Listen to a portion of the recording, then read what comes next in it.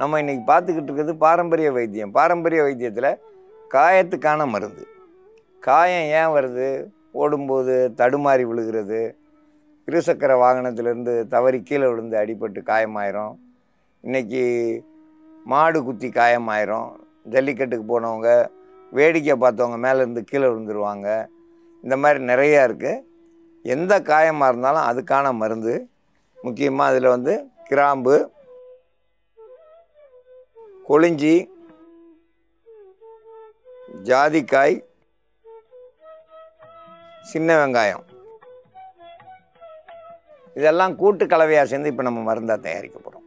காயம்னாக்கா காய்கறி அறுக்கும்போது கத்தியில் வெட்டிக்கிடுவோம், அரிவாள் மனையில் கைப்பற்றுவோம், அதை அறுத்துக்கிறோம். கரு இருக்கிறவங்க கையில் தெரியாமல் அறுத்துறது, புல்லை இருக்கிறவங்க, அப்படி நிறையா மண்வெட்டியில் வேலை செய்கிறவங்க, வரப்பு வேலை செய்கிறவங்க, களை பறிக்கிறவங்க, களை பறிக்கிறது, அந்த கொத்தில் காலில் பட்டுரும், நகத்தில் பட்டுரும், கையில் தெரியாமல் அரிவாளில் கருதை இருக்கும்போது இந்த சுண்டு விரல், இந்த விரல்களில் தெரியாமல் நிறைய அறுத்துக்குருவாங்க.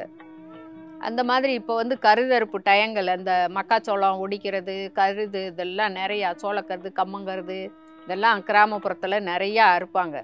அப்படி திடீர்னு சொல்லிட்டு பட்டுச்சுன்னாக்கா உடனேவும் அந்த புண்ணு செப்டிக் ஆகி ஆறாமல் இருக்கும். காயம் ஆறாமல் இருந்துக்கிட்டு இருக்கிறத எந்தவித அந்த அரிவாள் பட்டுச்சோ அல்லது கத்தியில் வெட்டிக்கிட்டீங்களோ அந்த இரும்பு துரு இருந்துச்சுனாக்கா சீக்கிரமாக ஆறாது அந்த காயம்.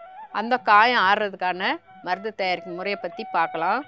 கொளிஞ்சி இலையும் சின்ன வெங்காயமும் வலுவலுன்னு அரைச்சி எடுத்துக்கிறணும். இப்போ இது கூட ஜாதிக்காயும் கிராம்பும் பொடியாக அரைச்சி எடுத்து வச்சுருக்கிறேன்.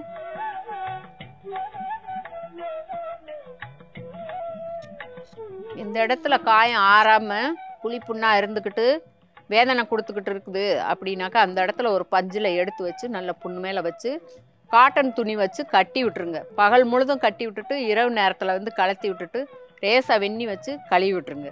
இது மாதிரி ஒரு 2 நாளுக்கு அல்லது 3 நாளைக்கு புண்ணு பெருசாக இருந்துச்சுனாக்கா ஒரு 3 நாள் கட்டிட்டு இரவு நேரத்தில் குளிப்புண்ணா இருக்குனாக்கா அவுத்து விட்டுட்டிங்கன்னா தான் புண்ணு காற்று பட்டு கொசு எதுவும் கடிச்சிடாமல் அந்த புண்ணை கட்டுப்புண்ணை அவுத்து விட்டுட்டு மேலே ஒரு காட்டன் துணியை போட்டு விட்டிங்கனாக்கா இந்த கொசு இதெல்லாம் போய் கடித்து முட்டை போட்டு விட்டுச்சுனாக்கா பழையபடிக்கும் உங்களுக்கு புண்ணு ஆறாமல் கொதறி வந்துக்கிட்டே இருக்கும்.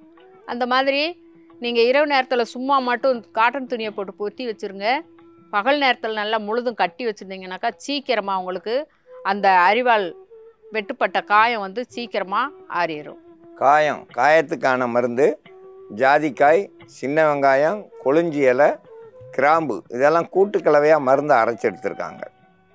அந்த காயத்து மேலே போட்டு விட்டால் ஒரே நாளில் சரியாயிடும். காயத்தை அப்படியே விட்டுட்டு எந்த மருந்து போடாமல் ஒரு வாரம் பொறுத்து போடும்போது தான் கொஞ்சம் ஒரு வாரம் வரைக்கும் திருப்பி மருந்து போடும்படியாக இருக்கும். அடிப்பட்ட உடனே போட்டால் அந்த ஒரே மருந்தில் அந்த காயம் ஆறிடும். இது ஒரு சிறந்த மருந்து. இந்த மருந்தை பயன்படுத்தி பயன்பெற வேண்டும் என்று கேட்டுக்கொள்கிறேன்.